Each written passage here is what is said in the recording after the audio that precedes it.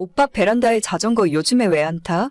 먼지가 뽀얗게 앉아있는데 저거 비싸게 주고 사놓고 왜 타질 않는 거야? 그동안 겨울인데 추워서 못한 거야.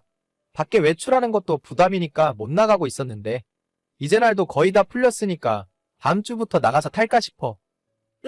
이제 괜찮아. 여보가 자전거 필요 없는 것 같아서 내가 처리했어. 걱정하지 말고 열심히 일이나 하세요. 그게 무슨 소리야? 당신 그 자전거 어떻게 할 셈인데? 방금 전에 중고로 50만 원에 팔아버렸어. 내가 물티슈로 좀 닦으니까 새 것처럼 반짝거리더라고. 원래 60만 원에 내놨는데 쿨거래로 산다길래 10만 원 깎아줬지. 뭐라고? 그거 200만 원짜리야. 팔려면 제값을 받고 팔아야지. 그게 무슨 짓이야? 어차피 타지도 않는 거 누군가 가져가서 잘 타고 다니면 된 거 아니야? 50만 원은 내가 물건 거래하느라 고생했으니까 수고비로 잘 쓸게. 아니, 나한테 한마디 상의라도 하고 팔았어야지.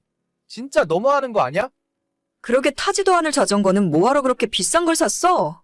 앞으로는 돈 안 드는 취미를 해. 진짜 내가 말을 말아야지. 작년에 결혼한 와이프는 결혼과 동시에 회사를 그만두고 집에서 살림을 하고 있습니다. 제 월급이 아내에 비해 2배 정도 많았고 그 돈이면 충분히 먹고 살겠다고 판단을 한 건지 신혼 2달째 만에 직장 상사와 트러블이 생겼다는 이유로 5년 다니고 있던 회사를 그만두더라고요. 집에서 당분간 살림하면서 아이를 갖던지 자격증 공부를 해서 재취업을 하던지 하겠다고 저한테 이야기했지만 아직까지 우리 부부는 아이도 없고 아내가 공부하는 모습을 단 한 번도 본 적이 없습니다. 이것저것 공부한다며 사들인 책만 여러 권이고 인터넷으로 강의를 들어야 한다며 노트북도 새로 사고 누워서 공부한다며 핸드폰도 최신형의 큰 화면으로 구입하더라고요. 거기까지는 이해했습니다. 어차피 저는 옛날부터 제 와이프 될 사람이 집에서 살림하고 싶다 하면 그렇게 해주고 싶었거든요.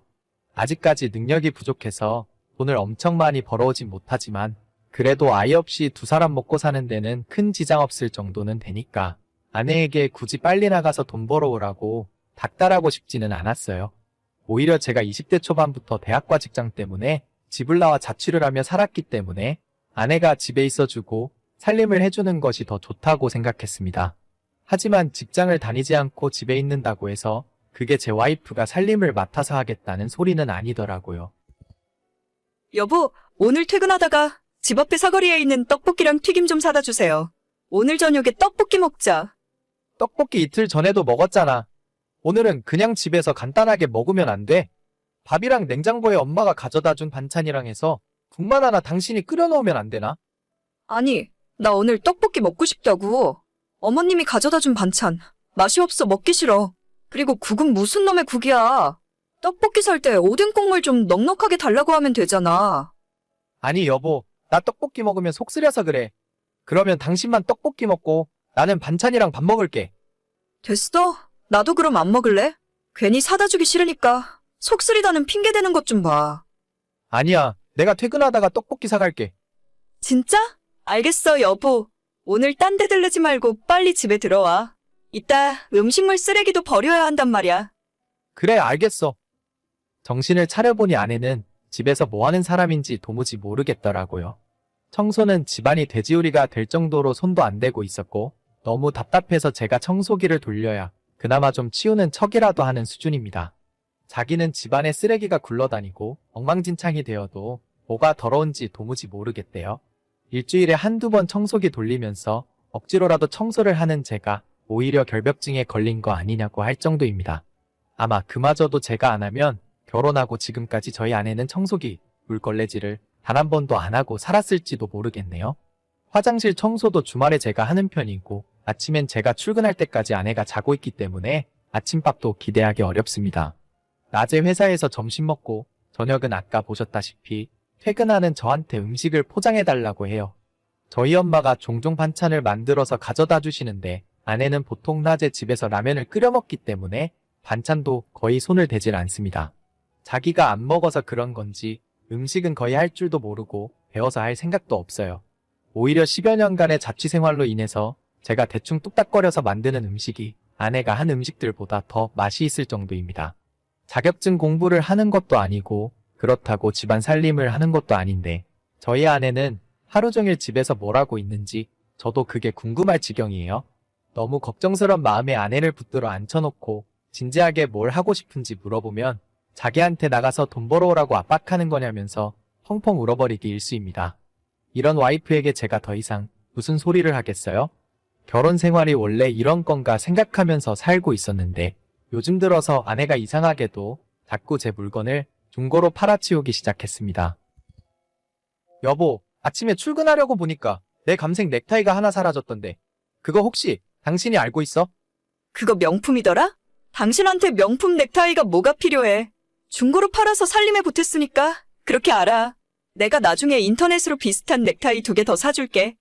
아니, 그거 우리 부모님이 여행 다녀오시면서 선물로 사오신 건데 그걸 마음대로 팔아버리면 어떡해? 그럼 이제 와서 어쩌라고. 별로 하고 다니지도 않아서 당신이 별로 마음에 안 들어하는 줄 알았지. 그거 얼마에 팔았는데? 내가 돈 줄 테니까 다시 가서 받아와. 한 번 팔았는데 어떻게 달라고 해. 20만 원 받고 팔았다. 왜? 그냥 새로 하나 사. 내가 당신 때문에 진짜 미치겠다. 아내가 직장을 그만둔 뒤로 우리 집의 돈 관리는 제가 맡고 있어요.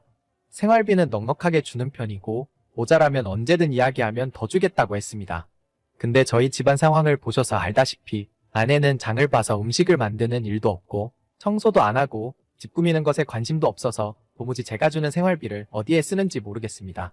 공과금, 대출금 이것저것 고정비로 나가는 돈은 제가 다 알아서 내고 있고 와이프에게는 생활비 겸 아내 용돈으로 매달 150만 원씩 주고 있어요. 그래도 생활비 주고 나서 2주 정도 지나면 돈 부족하다고 징징거립니다. 그때마다 20만 원, 30만 원 정도 추가로 주고 있기 때문에 거의 매달 200만 원씩 아내에게 주고 있었어요. 그 돈으로 이것저것 본인 필요한 물건을 사는 것 같은데 돈 어디다 썼냐고 물어보면 보나마나 울고불고 싸우게 될 것이 뻔한 일이라 피곤해지기 싫어 모른 척하고 살았습니다. 하지만 이렇게까지 했는데도 저희 아내는 혼자 돈이 더 필요한 건지 자꾸만 제 물건을 야금야금 내다 팔더라고요. 하지 말라 경고도 해보고 좀 심하다 싶은 날에는 크게 소리 지르고 화도 내봤지만 그때마다 미안하다고 눈물 찔끔 흘리고 다신 안 그러겠다 싹싹 빌더니 며칠 후면 다 까먹었는지 또 시작입니다. 제가 와이프 돈 쓰는 것 때문에 눈치 준 적도 없고 내 물건 내다 팔 바에야 차라리 나한테 돈을 달라고 해라. 그러면 돈을 더 주겠다고 몇 번씩이나 이야기했어요. 하지만 아내는 돈도 돈이지만 중고로 물건을 내다 팔았다는 거에 흥미를 느끼는 것 같더라고요.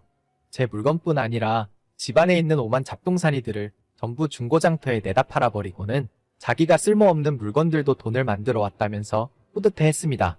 중요한 물건을 몇 번 그런 식으로 날려버리고 그 다음부터 제 물건들은 전부 서재에 넣어놓고 아내에게 신신당부를 했습니다. 다른 건 내다 팔아도 괜찮은데 내 서재 안에 들어있는 물건들은 정말 중요한 것들이니까 절대로 손대지 말라고요. 와이프는 제 말을 알겠다고 했고 한 달이 더 지났을 때 집안에 남아있는 물건들이 없을 정도로 아내는 전부 중고장터에 내다 팔았습니다. 한 번은 전자레인지를 자긴 안 쓴다며 같은 아파트 사람에게 팔아버려서 제가 퇴근하고 야밤에 부랴부랴 찾아가서 죄송하다고 몇 번이나 고개 숙이고 다시 찾아온 적도 있어요. 싸우고 화를 내봤자 아내에게는 아무 소용이 없었습니다. 그렇게 더 이상 내다 팔 물건이 집에 없어지자 이젠 끝이겠지 생각했는데 얼마 전 드디어 아내는 감당할 수 없을 정도로 큰 사고를 치고 말았어요. 여보, 나 오늘 100만 원 벌었다? 오늘 저녁에 한우 사줄게. 빨리 들어왕. 그게 무슨 소리야? 당신이 뭐 해서 돈을 벌었어? 혹시 또 이상한 물건 내다 판 거 아니야? 나를 뭘로 보고. 이상한 물건이 아니고 당신이 정말 안 쓰는 낡은 물건 하나 팔았어. 낡은 물건? 내가 낡은 물건이 있어? 오늘 당신 서재 청소하다가 서랍장 안에 카메라가 하나 있더라고. 진짜 옛날 거 같던데. 요즘 누가 그런 디카로 사진을 찍냐? 핸드폰으로 찍지. 얼만지 잘 몰라서 100만 원에 올렸더니 금방 사가더라? 뭐 카메라? 혹시 내 책상 맨 아래 서랍에 있던 검정색 카메라 말하는 거야? 당신은 카메라 진짜 좋아하나 봐. 둘째 서랍에 있는 커다란 렌즈 달려있는 건 딱 봐도 비싸 보여서 안 건드렸지. 여보도 안 쓰는 건 좀 내다 팔아. 전부 책상 속에 처박아두기만 하니까 먼지만 풀풀 쌓이지. 이걸 100만 원에 팔았다고? 맞아, 이거야. 나한테 화내지 마. 그래도 비싸 보이는 카메라는 안 건드렸어. 차라리 그걸 팔지. 그건 200만 원짜리고 저건 1000만 원짜리라고. 뭐라고? 1000만 원? 농담하지 마. 딱 봐도 싸구려 디카처럼 생겼는데. 아정말 욕 나오네. 됐고 그거 사간 사람 누구야? 당장 다시 연락해서 환불해달라 그래. 아내는 제가 결혼 전 큰맘 먹고 장만한 카메라를 중고장터에 팔아버렸어요. 물건의 가치도 모르면서 덥석덥석 가져다 팔 때 알아봤어야 했는데 제 카메라를 100만 원이라는 터무니없는 가격에 가져간 사람은 당연히 환불해줄 생각이 전혀 없었고 정상적인 거래니까 법대로 하라는 말뿐이었습니다. 저는 더 이상 화를 낼 기력도 없고 아내에게 무슨 말을 더 해줘야 좋을지도 모르겠더라고요. 주변에 물어보고 변호사 사무실까지 찾아가서 상담을 받아봤지만 그렇게 거래가 되어버린 물건은 다시 받아오기가 어려울 것 같다는 말만 듣고 집으로 돌아왔습니다. 저는 결국 카메라를 포기하기로 했어요. 그와 동시에 제 아내도 함께 포기하기로 결정했습니다. 아내에게 처갓집에 좀 가자고 제 차에 태워서 장모님 댁에 데려다 놓고 저는 더 이상 이 사람이랑 못 살겠으니 장모님이 데리고 살라 하고 혼자 집으로 돌아왔어요. 그렇게 저희는 이혼 진행 중이고 이 와중에 아내는 제게 위자료와 재산 분할을 해달라네요. 제가 입은 금전적인 피해는 그냥 없었던 걸로 치고 좋게 끝내려고 했는데 파렴치한 아내의 요구 때문에 그냥 넘어갈 수 없을 것 같습니다. 저도 저 나름대로 변호사를 써서 이혼은 물론이고 아내 때문에 입은 금전적인 피해까지 전부 보상받을 거예요. 언젠간 철이 들고 변하는 모습을 보여줄 거라 생각했지만 사람 함부로 믿고 고쳤을 수가 없네요. 오늘의 사연은 여기까지입니다. 구독과 좋아요, 알림 설정은 많은 힘이 됩니다. 다들 행복하시고 좋은 하루 되세요.